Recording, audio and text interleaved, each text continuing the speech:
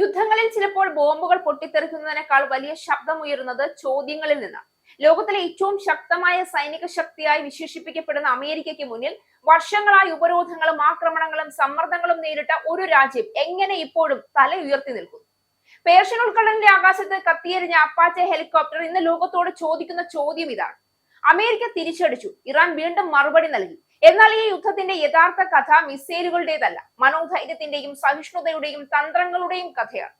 Oman തീരത്ത് American സൈന്യത്തിന്റെ Apache helicopter തകർന്നു വീണതിനു പിന്നാലെ ഇറാനെതിരെ സൈനിക നീക്കം ആരംഭിച്ച് അമേരിക്ക രംഗത്ത് വരികയും ചെയ്തിട്ടുണ്ട്.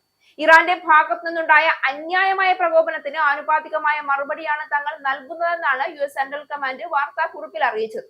ഹോർമൂസ് കടലിടുക്കിന് സമീപമാണ് അമേരിക്കൻ കരസേനയുടെ അപ്പാച്ചെ ഹെലികോപ്റ്റർ തകർന്നു വീണത്. ഹെലികോപ്റ്റർ തകർത്തത് ഇറാൻ ആണെന്ന് ആരോപിച്ച പ്രസിഡന്റ് ഡൊണാൾഡ് ട്രംപ് ഇതിന് തക്കതായ മറുപടി നൽകുമെന്ന് നേരത്തെ വ്യക്തമാക്കിയിരുന്നു.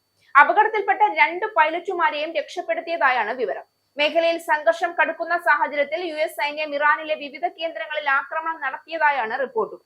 ഇറാൻ അമേരിക്ക യുദ്ധ സാഹചര്യം ആഗോള എണ്ണ വിപണിയെയും സാമ്പത്തിക രംഗത്തെയും ബാധിക്കുമെന്ന ആശങ്കകൾക്കിടയിലാണ് ഈ പുതിയ സൈനിക നീക്കം ഉണ്ടായിരിക്കുന്നത്.